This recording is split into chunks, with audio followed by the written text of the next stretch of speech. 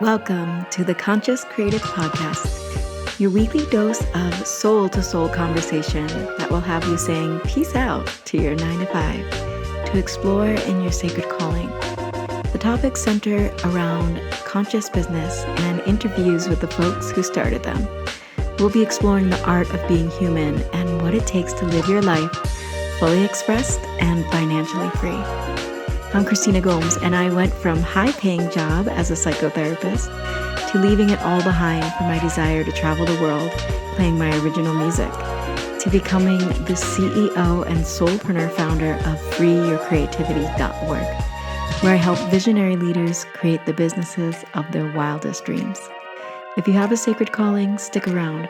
My prayer is that you become the permission slip for the collective as you hear the soul-inspiring stories that call you forth into creative action.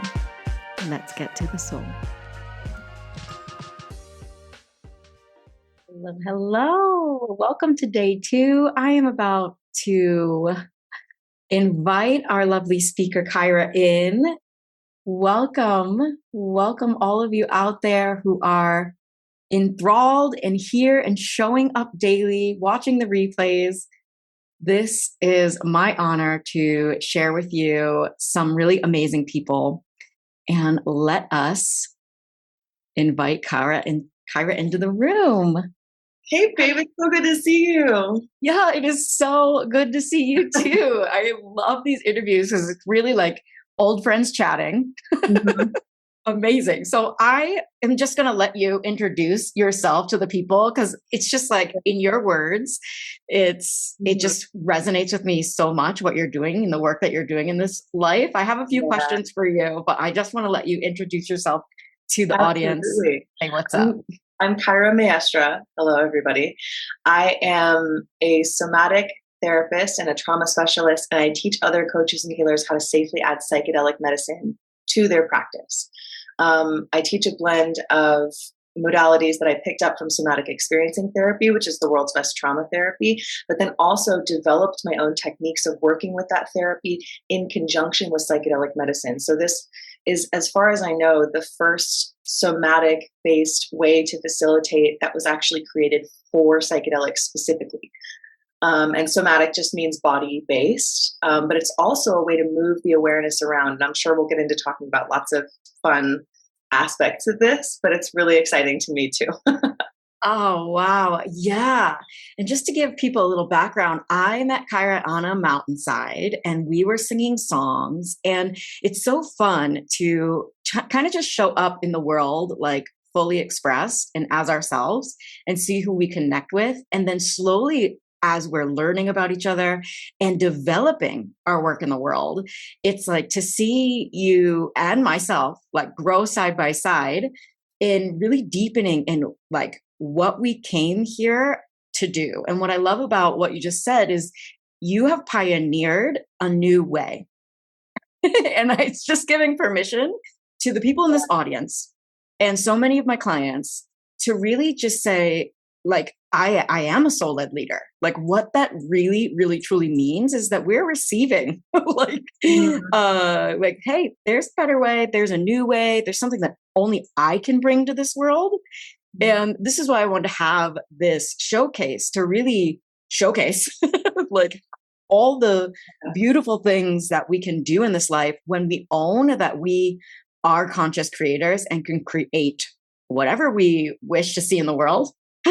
So I wanted to thank you for your work in the world. But I wanted to ask you a question also that I'm asking everybody is, before you were this amazing leader and somatic professional, what was your work in the world? Like, what were you doing before you made your sacred calling your full-time gig? So I was doing a lot of things that had nothing to do with my soul-led calling, which I know we have in common.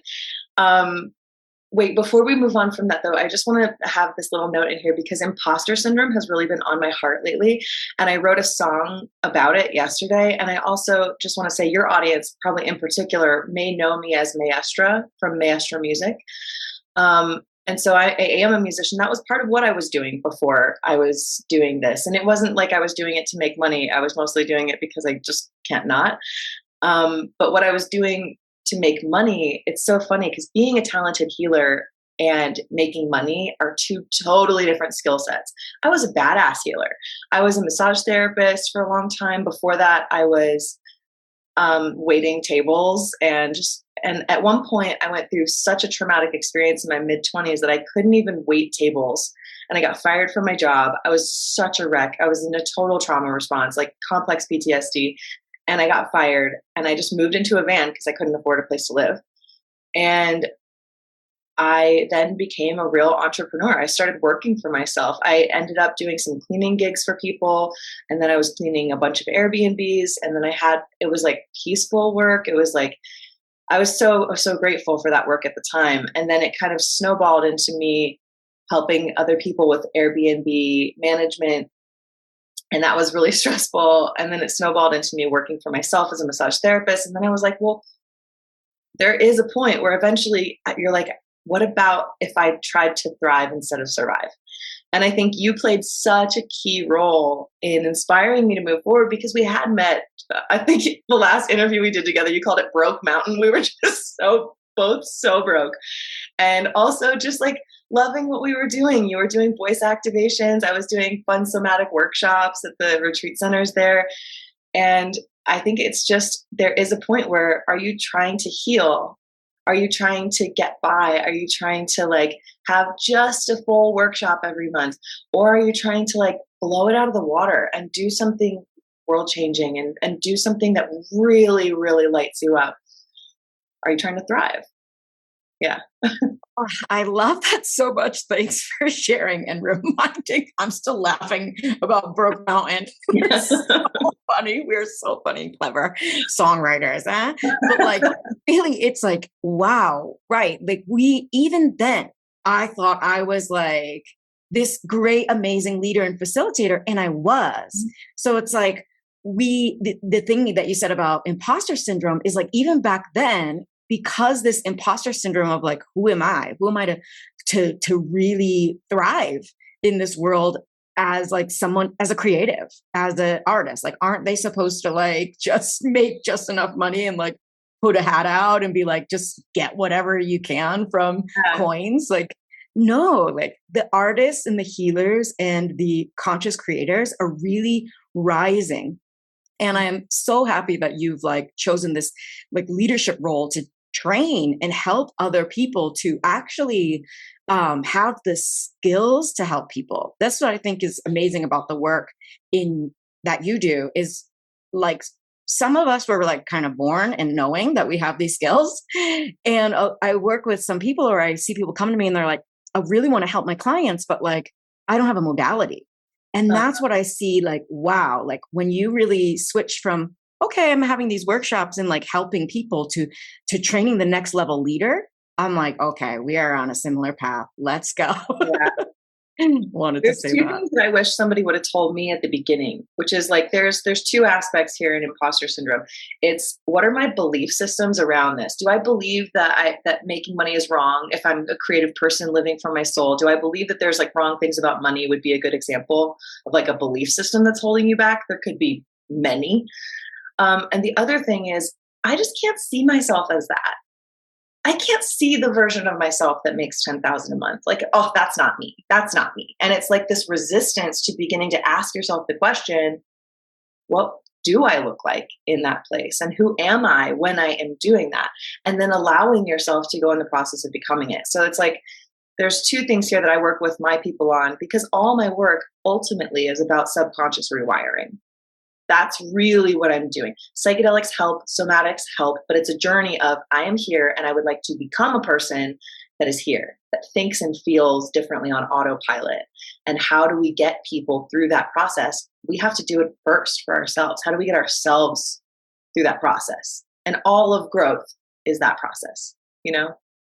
Oh, I love that. Yeah. When I was becoming a yoga teacher, it was like, oh, I'm going to be a yoga teacher. I'm going to have this skill. And then it's like, it's a life developmental course that knocks you down of like everything you believed and then start to build up. And so like imposter syndrome is an interesting energy, because really when we're in that energy, we're not seeing that it's a whole process. And like looking back on us on Broke Mountain, like really owning even then, like our leadership skills, but still needing that little boost of like, well, I can actually have a lot of money as a leader as well. And like a soul-led leader, like, because when you have a lot of money, I can imagine as you a nervous system warrior, like nervous system aware, it's like, it helps you to not be like, oh, like living in a van, which is not very convenient to nervous system regulation. I did fine, also lived in a van. So many similarities between you and I. But,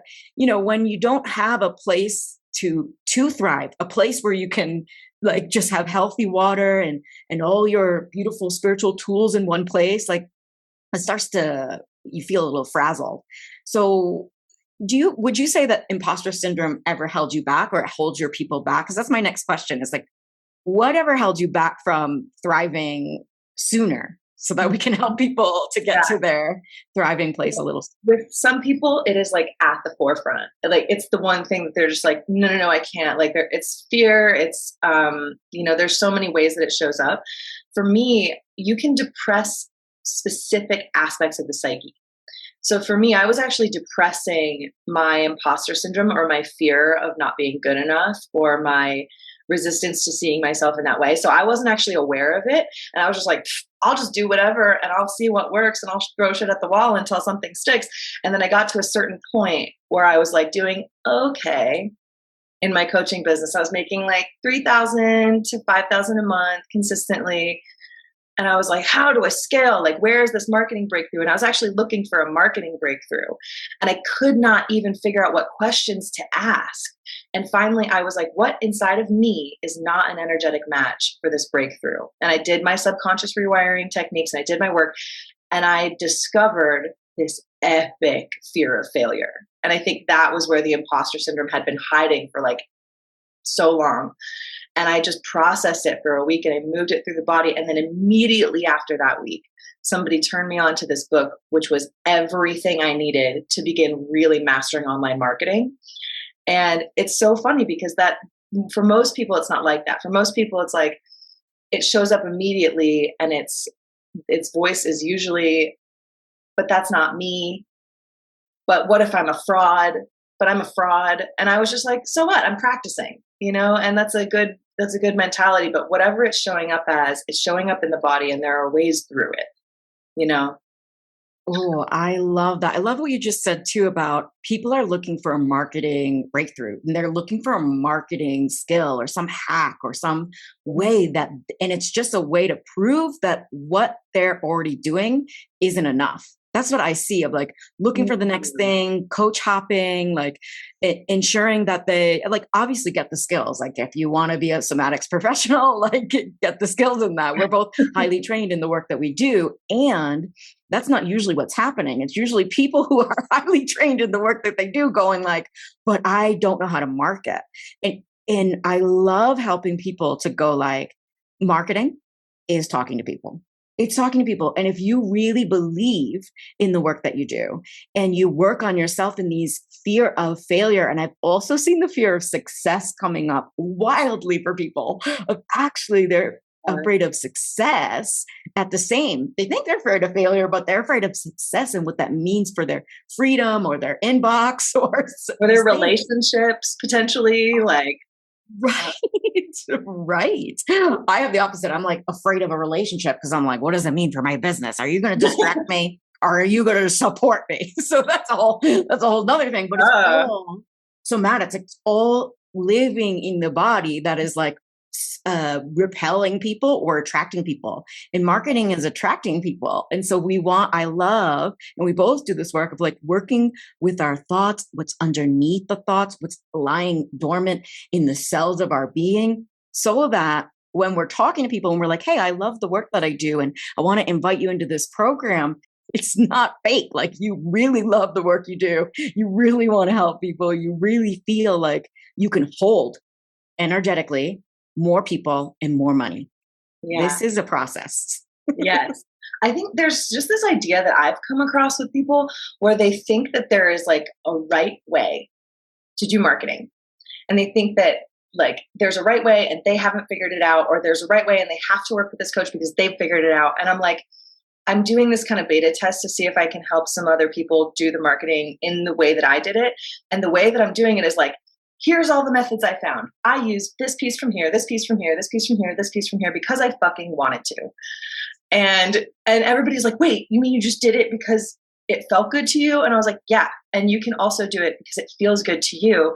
But ultimately, what's at the core of it is exactly what you said, is when I talk to people about my work, they're like, oh, you're such a good salesperson. And it's just because I'm excited. I love what I'm doing. And I want everybody else to love what they're doing. And I know that I can help people. I know that I can do what I do with them. I know that I can teach them. I know that I can like break them through the things that are holding them back. And it's like, you know, I looked back at this year and I was like, from a coaching prompt that I was given, and I was like, what was the biggest successes of this year? And it was how many people told me I have changed their lives. Like, what an amazing thing that you are good enough to do. Whoever's listening to this, like, this can be the reality. All that it took for this to be my reality, or probably your reality also, is just us choosing it and deciding that we get to, because we said so. Yeah, I should rename my program to like, do whatever the F you want. Yeah. Do it because we said so. Right. Because I have seen when people are doing what they don't want to do, and I offer marketing suggestions. I do. And when I'm working with someone new, I'm acceptance of their resistance or their pushback of like, I've tried that, it doesn't work for me. And so it can go both ways of like, are they not trying something that could really work for them because they're afraid of the success, or they're afraid to burn out, or is it really, really not aligned? Certain things like going live. And I'm like, really, people, if you're not speaking face to camera to the people and just telling them how excited you are about the work you do, you're wasting a bunch of time. And I understand that it's scary and not everybody has the skill of public speaking, but I did not have that skill until I practiced and practiced and practiced. So it's like, you can come into any coach's program and I actually offer people how to upgrade their live presence. And like, I do sing on stage, but like I also to work through severe stage fright. So it's like, still, I don't know about you, but when I get on stage, there is this energy moving through my body that could possibly kill me. Yeah. Keep doing it because I'm here for that as well. So we get to face these fears and like let our bodies breathe in them, be in uncomfortable situations. And sometimes there's a better way for my clients. Sometimes they're like, I actually don't want to have a big launch. And I'm like, oh, right. You actually have to. And those people always make amazing amounts of money. I love launching. So that's why it works for me.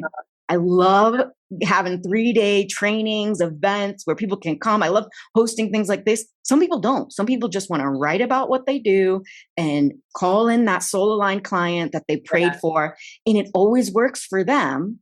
And I'm like, awesome. We get to really do what works for us, but we got to try and be willing to fail, actually. Yeah.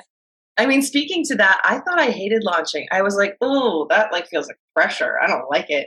And now I'm in this period of time where I've like gained all of the self-confidence in what I'm doing and how I'm doing it. And I'm so excited for leading big groups through a thing. And I actually have loved this launch.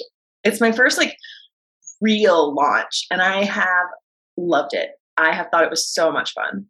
Yeah. And so it's like the things that you hate in how you decide to go about this, I think they do really change as you change.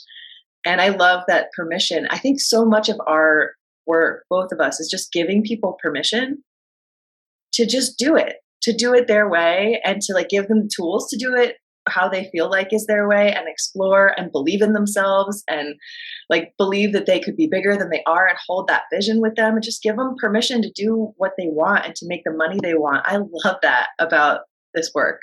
It's so fun. I'm so excited for the people who are listening to this message. It's resonating with me. It's just a mirror reflection. And oftentimes we think like coaching is this like thing. Like, I said to my cohort the other day to take the pressure off. I'm like, I'm really not here to like change your life in one session. I know that it will happen. Like, I just know that one golden nugget of wisdom is going to change someone's life, but we may not see the result of that for years. They get to practice and practice, but I am not here to change someone's life in one session. I'm here to open a channel for a message to move through and be that inspiration. And also so that the skill lies in the seeing what's underneath what they're saying is the problem. And I think you and I both have that skill of understanding subconscious programming and going like, I can hear people's language. And something one of my clients said was like, oh yeah, I have this fear of like taking people's money. And I'm like, there it is. It's in the language. We are offering an opportunity for people to buy something amazing. I get excited buying things. You see this gong? You know how excited I was when I bought this gong? Like, Yeah. And a gong is like, I play it every day. But like buying your own opportunity for transformation, buying a space held for you, buying a tool that actually is going to transform your life. Like it's like so exciting to offer that opportunity to people as well, and remain neutral about it. We're not taking anyone's money. We're selling a service, an opportunity, the gift of our presence and the lifetime of awareness that you have gained, like letting people in on that to help them believe in themselves too. It's so amazing. Yeah. So I don't know why we were giving this away for free, but it's so fun. Well, that's what's fun about it is that when you're financially taken care of, you can give things away for free. You can do things that are life-changing for people. I think what we picked up on in what you just said was the word taking. And taking this person's money. And we immediately see, like, me and my students play a game called Spot the Subtext. And I'm like, oh, taking. You don't see this as a fair exchange. You don't see this as an exchange of pleasure from one to another. I get pleasure receiving your money and you get pleasure in receiving this wisdom. And we both get exactly what we want and everybody is satiated and feels delicious. You aren't seeing it that way. And we see that in the word taking. And so, yeah, that spot the subtext thing is a really nice skill to have, especially when you're a healer. Because, you know, you work with these creatives and a lot of times that overlaps. Creatives are healers, healers are creatives.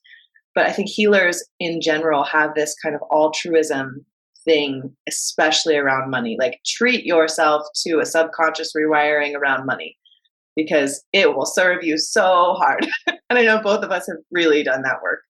Because I used to be the kind of person that believed that people with money were bad people. And I didn't even realize I was believing that until I did. And then I was like, ooh, that's not helping anybody. Right. And I grew up like a working class. I've been talking lately about the working class conditioning versus wealth consciousness. And for those of us, even if we grew up wealthy, working class conditioning is in the media. It's in the sitcoms we watch. It's almost like this badge of honor. I know I had it because I was like, look how hard I've worked to send my little brown ass to college. Look how hard I work. And like it serves until it does not, especially now, because actually our jobs are fun. And they're not hard. It's like today to prepare for this, I sat by the pool and pulled tarot cards. Like what a gift. What a gift to choose this kind of role. And the hard work is that rewiring. The hard work is looking at the places and not taking it personal, looking at the places where maybe I've been a little constricted, maybe I've been hard on myself. And that's the hard work of like releasing that conditioning to be hard on myself if I'm not getting it right and right away. Mm-hmm. So, and when I do that work, I'm more available to see that in other people and to help them take the pressure off, help them not to stay so attached to the goal or the number, because that number is coming. Your 10K month is coming. But when you enter something with a new kind of curious mindset, like I'm learning how to do this, it comes faster than going like, hey, I've joined this program. I took one session. Well, excuse me, ma'am, where's my 10K month? And those of us who have been like at this for centuries. I'm not a vampire, but I am reincarnated several times to be a leader. It's like, oh, the time it's coming. We can chill around that. What would you say about that for anybody who's like, wants immediate gratification in this Instagram culture that we live in, where it's like, where's my like? Oh my gosh, so much. I consider it this. I went through a phase of time where I kept asking myself, who would I be if this were easy for me?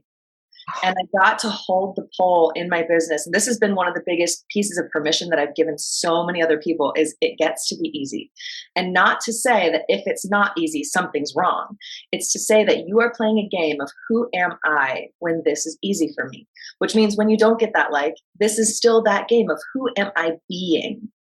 And continuing to become the version of yourself that does it and it feels good, that does it and it feels effortless, that does it and has a great time while you're doing it. Like this is all, especially in business, money is great motivation to do something like this, especially when we really need the money and it's like a real present moment reality because we got to pay rent, you know? But ultimately, what's going to make you the type of person that succeeds in starting a business, selling your skills or selling your wisdom or selling your product, is that it's a journey of you facing off with yourself. It's a journey of you. And what you're saying is that's the hard work. That is the hard work because it's all a journey of what are you making everything mean? When you don't get that, like, what are you making it mean? Are you making it mean something that's dysregulating your nervous system? Or are you making it mean something that is positive, that is going to keep you going? And it's that moment to moment to moment to moment practicing of who you're being. I love that. I want to share because I know that you love subconscious work and like this beautiful shadow work and really accepting. And I love how you say like it's playing a game and this has served me so much is recognizing that it gets to be a fun game of how can I expand my capacity to hold? How can I walk with more grace? How can I be more caring and loving to myself so that I'm more caring and loving to the aspects of my clients that haven't yet expanded to hold more or to see themselves with more grace. And they have that almost like, it's like an energetic, it's a resonance. It's like I do less work because I just hold an energy of like of pure acceptance. But I didn't always accept myself. But the new is this existential kink.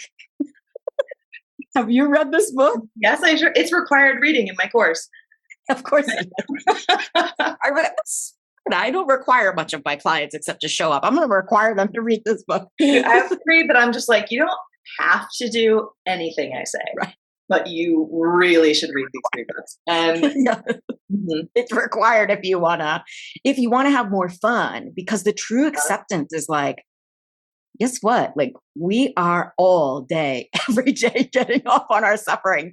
And sometimes I'm like, ooh, like just to actually totally allow it, be like, wow, I'm sad today. You know what? I actually love being sad. I love being sad. It's written me so many amazing, gorgeous songs. I love being sad. It reminds me I'm alive.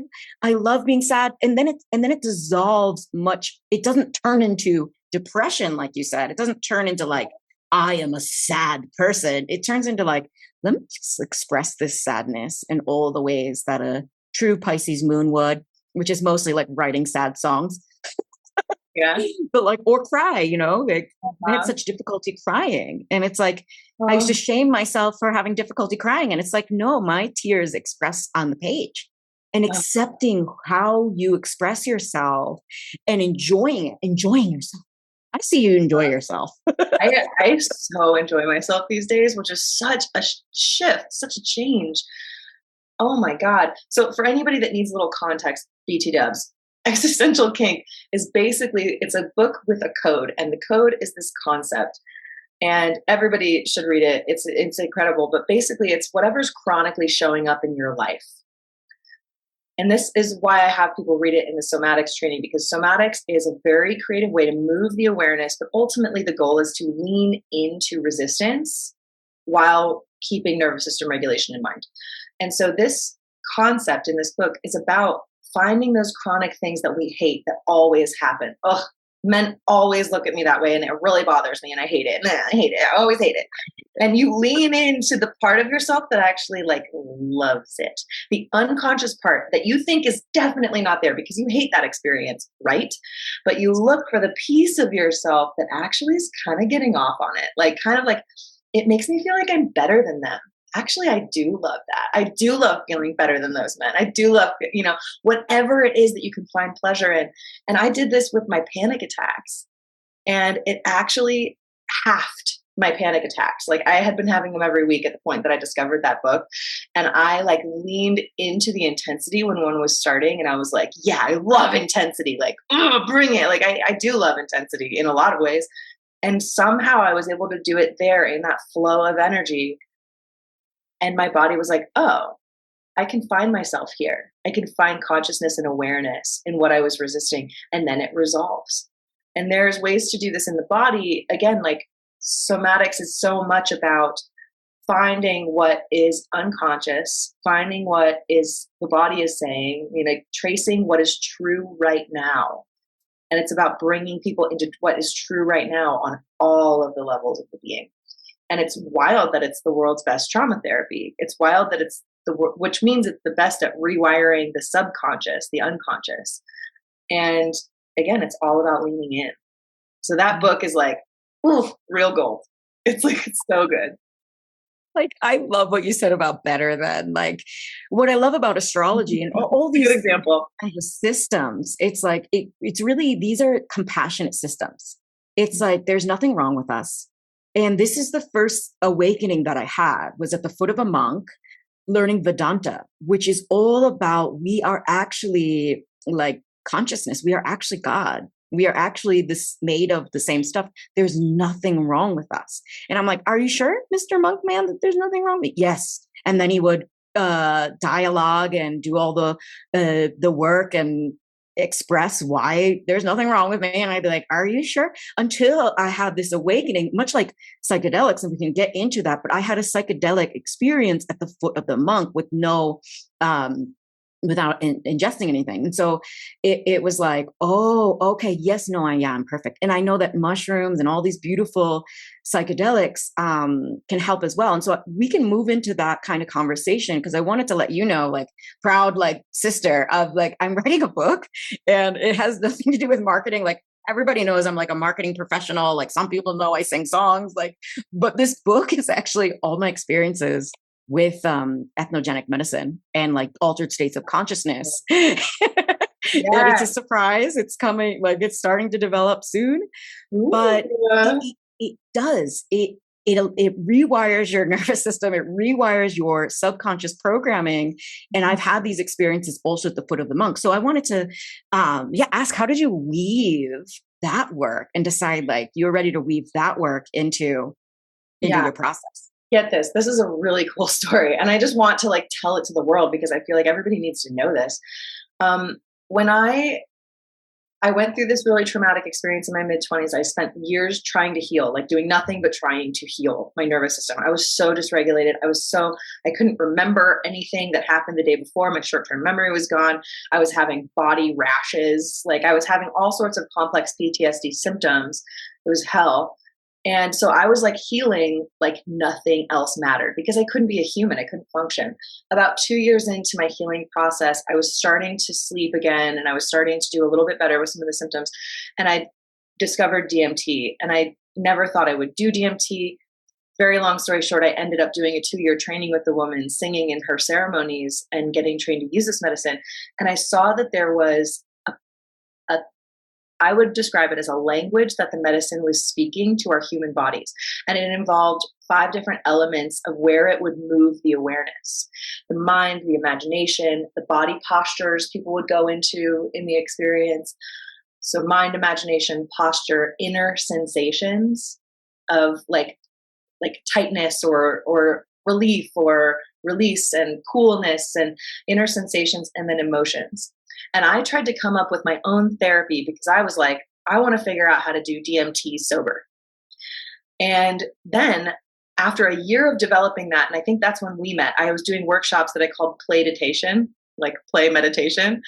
And then I discovered somatic experiencing therapy, and it had all the same channels of awareness. And it was exactly what I was trying to create, but it had been developed over many years. So I took their training and I found, and this is hearsay, so I'm not speaking for Somatic Experiencing International when I say this, but one of the people I studied with studied directly under Peter Levine, who was the pioneer of that therapy. And he said Peter Levine would credit ayahuasca with teaching him this therapy. And so truly, what's amazing about this therapy is that it's designed in such a way that it is a plant medicine journey sober. You're just doing exactly what the plant medicines do. You're moving the awareness in the mind in the same way that plant medicines do. And because of that, because of what I've developed with it, it means that you can do therapy with somebody, true therapy, when they are altered. And that when you're in integration sessions before or after a journey, that you're doing what the medicine is doing. So it's very coherent with what happens in the journey itself. And beyond that, when you add like personal development to it and subconscious rewiring to it and nervous system regulation with it, it just becomes this unstoppable therapy where you can, like the results that I've had in my psychedelic practice alone as a psychedelic practitioner, people with lifelong anxiety completely shifted, completely changed the relationship with the anxiety, started feeling that same energy as pleasure, started recognizing that it was actually because they had never felt like they could be authentic with what they felt or thought in their whole lives. They came for anxiety and they walked out into a different world, is the way that he phrased it, within 2 months. Or a person with 2-year-long stomach pain that happened after a divorce. They had just like retching stomach pain for 2 years, completely gone within 2 months. When you work with people with these kind of subconscious-based therapies, we think that personal growth has to take a long time, and it doesn't.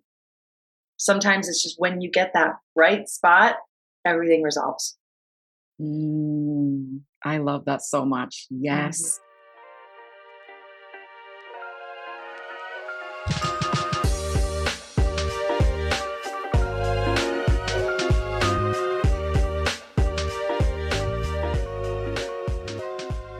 Hey there, visionary leader. If you're resonating with this message, I'd like to invite you into your next level life and business. Enrollment has begun for the Conscious Creative Business Immersion. This is my signature group container to help you design an offer so delicious, so juicy, so based on your soul gifts that you are thrilled to invite your soulmate clients inside of it. I'm going to teach you how to promote this offer with a ton of heart and to sell out this offer with ease to meet your revenue goals. I would love to have you inside if you are a visionary leader who knows that they are great at what they do. You'd like to collapse the timeline on how long it takes to reach consistent income with an offer that you truly love. Go to the link in the show notes to apply for the Conscious Creative Business Immersion. I will be sitting with your application individually, and I will send an email to let you know if you've been accepted in a few days after application. Thank you for trusting me with your vision, and I can't wait to see what we co-create.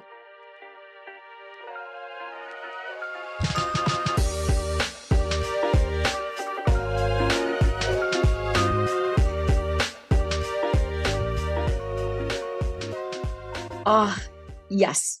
Amazing. Soul-led leadership. It's like, we've been through some interesting things and holding space. This is what I'm sensing, somatically sensing. Is like when you do the work first as a soul-led leader, all the experiences that you have had, you hold in your body these codes. And when you are holding space for someone, when either one of us is holding space for someone, those codes are transmitted. This is what I'm talking about lately is like, and with one of my clients downloaded this on her own. She's like, after she was like, taking people's money. she actually reframed it herself. And it was like, a day or two later. And my clients really do a lot of work on their own. After I offer a reframe or like see what I really see and offer a way forward, they are the type of leaders to sit and go, oh, okay. And she was like, oh, these people are buying, they're buying something for themselves, but they're also buying like the years of practice and my energy and the Reiki that she's trained in and running through her palms. And like, they're not just buying from someone that popped up and read a book and then is regurgitating, like somebody that embodies it. So I read Essential Kink and then started teaching on the subject, but I embodied it first. I did the work on myself first. And now the codes run through us when we are in ceremony, in sacred coaching containers. Like it's a different level. And so I want to make that distinction between leaders and entrepreneurs who they solve a problem for people, and the people that I'm working with and you and the work that you're doing and the people that you're leading. It's like there's this level of consciousness and depth that I see as like coming forward, and you are pioneering the integration between entrepreneurship and like depth. Like so requiring. Yeah. It's required reading. I love this. Yeah. You know what I just put together in talking with you is that so much of being a leader is about creativity. Because it's like you're faced with the problem, the same problem everybody has when they're walking the path that you have. And if you figure out how to get yourself through it creatively, which truly you're always doing, even if you're in a coaching container and the person is providing like open doors for you to walk through, you're still the one walking through them. And the way you walk through those doors is going to be really unique to you. And so there's this element of like what I've created. It wasn't because I like set out to be a leader. And I think very few of us actually do, or at least very few of the people I work with are like, I'm going to be a leader. I never really thought about that. But what I thought about was like, I see this thing that I think other people haven't seen yet, at least on a big scale. And what if I could do that? And then like all of the most impactful things in my program that I created because I was doing the work, and then I saw a thing. And I creatively figured out how to teach that thing and how to like bring it into a bigger light and how to like shed more light on it. So it was like that process of becoming a leader is oftentimes about being creative enough to lead yourself through a process. Yes. Because people can sniff out, like, is she just saying something that her coach said? I feel like you can always tell. Yeah. And that's how to market, is to go first. Mm-hmm. Because when you are embodied in what you teach and you're embodied in your message, like I always tell my clients, like they don't have to think like me. Because I actually I love helping people create a message. That's not what their programs are about. I love helping people craft an offer, put it together, because I'm very organized in my Virgo ways of like, this goes here, that goes here. Like I can see the systems and what goes first, what goes second. And not everyone has that skill, but they don't have to.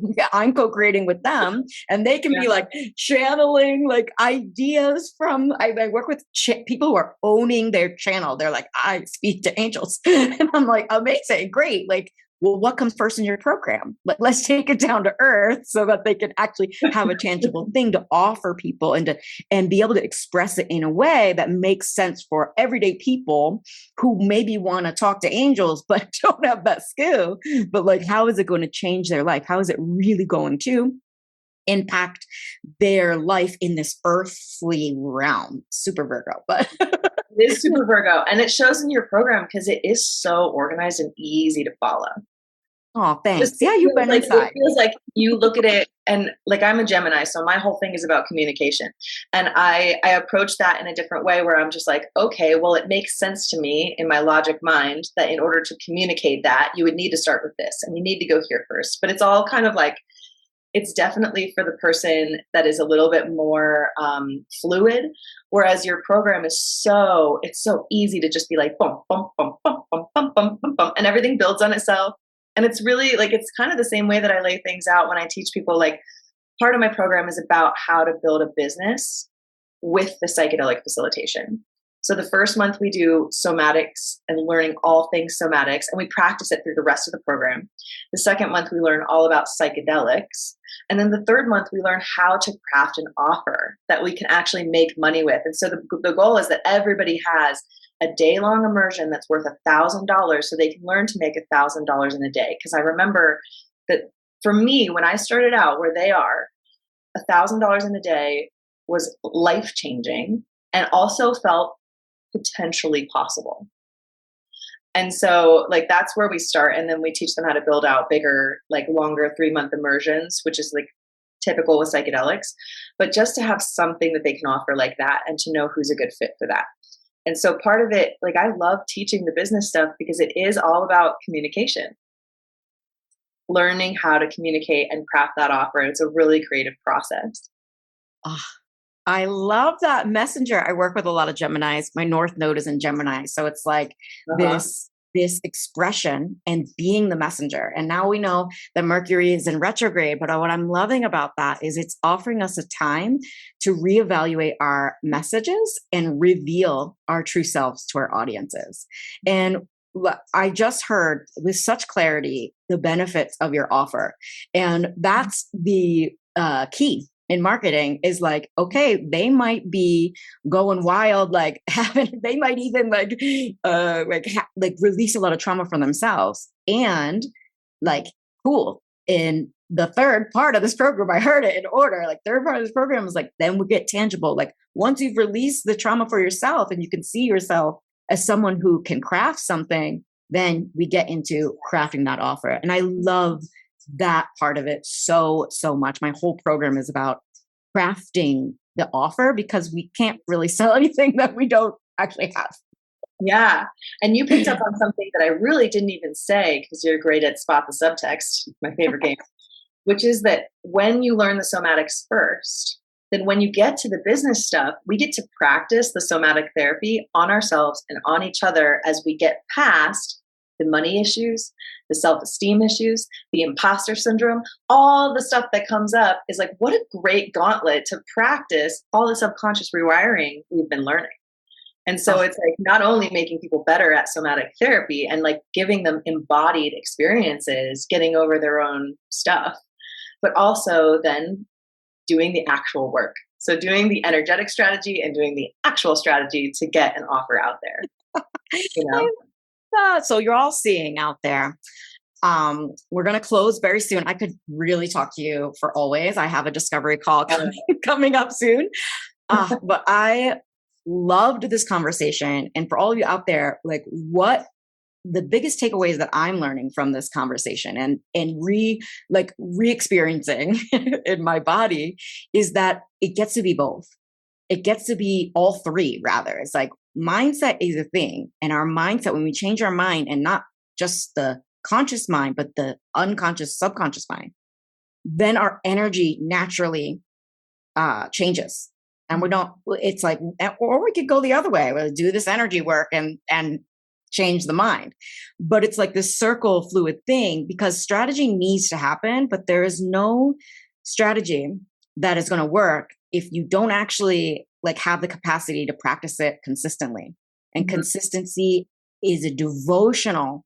I see the consistency in my business as devotional. And are there times that I wake up, like today, I just got my moon this morning. So I woke up and I did the work of sitting with myself, drinking my tea, pulling the tarot card, because I knew that like I just wanted to crawl in the bed. But I also know that speaking to you helps my audience, helps me like remember who I am. Like hosting these interviews is who I am. So chatting with amazing, talented people who are mirror reflections of me is only going to help my audience, my people, my clients, and myself.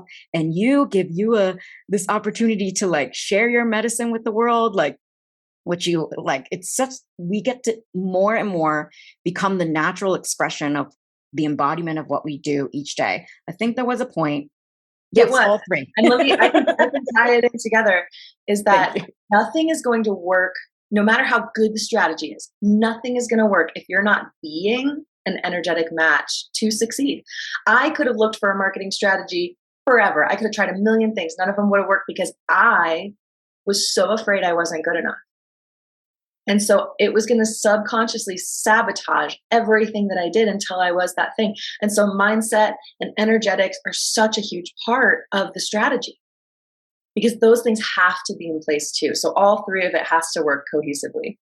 Holistic, right. And devotion. So we're end on devotion. I like to say devotion over discipline. Discipline, like it, people see me as very disciplined. They're like, wow, you work a lot. And I'm like, I don't work a lot.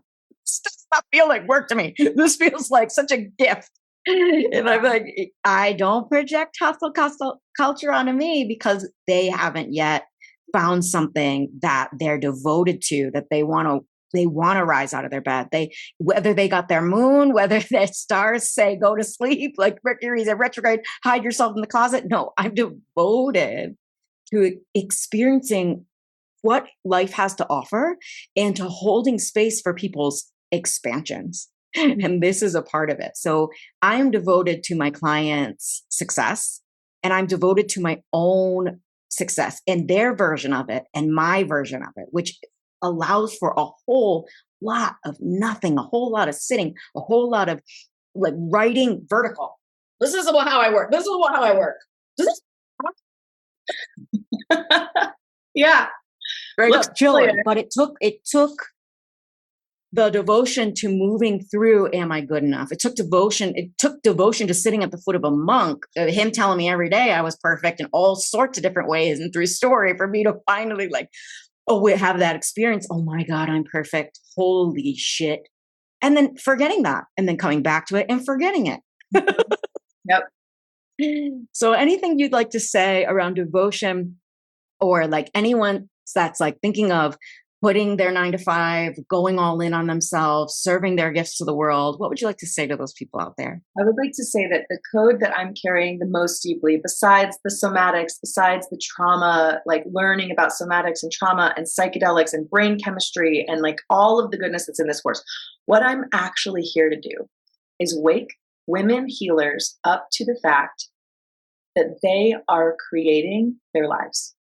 And that all that they need to do to get whatever they desire is, first of all, allow themselves to desire it and then become the version of themselves that lives there effortlessly.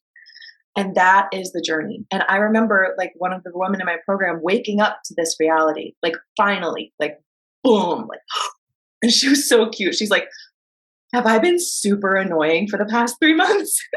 And I was like, no, babe, it's okay. It takes time to wake up. And then I got to see her like, go back home and fall asleep and then like come back and then oh wait, yeah, I'm doing this, like I'm creating it, I am. And so I think the devotion is just waking up. My deepest devotion, the deepest devotion that I want to impart, is to start asking yourself the question, if I was 100% responsible for my reality, if it really were only me, that's the question. Like write it down right now and go journal about it. If it really were only me creating all of this, how would I feel? That's it. Like that's the devotion for me. You are such an amazing inspiration, teacher, guide, mirror.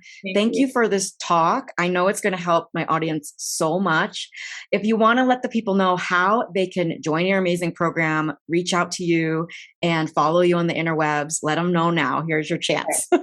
So Kaira Mayestra on Instagram, but really the place where it's popping, where everything's happening is my Facebook group. It's called Somastery, Psychedelic Somatic Trainings for Coaches and Healers. So you guys can all find me there. I do weekly live trainings and we just do a lot of fun stuff over there. I'm going to be doing some fun, really inexpensive master classes in the next couple months as we gear up for the next launch so people can get a taste of what it's like to work with me.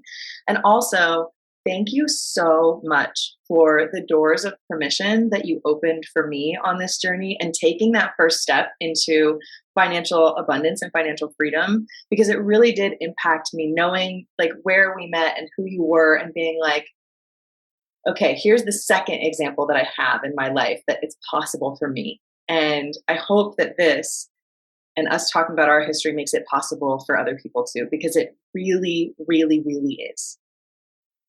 Come on down from Broke Mountain and we'll just chill by the pool. Success. Yeah. Uh-huh. Yeah. Love you all. All Thank you so right, much for Kyra. watching. Yay. Talk to you soon. Bye, babe. Bye.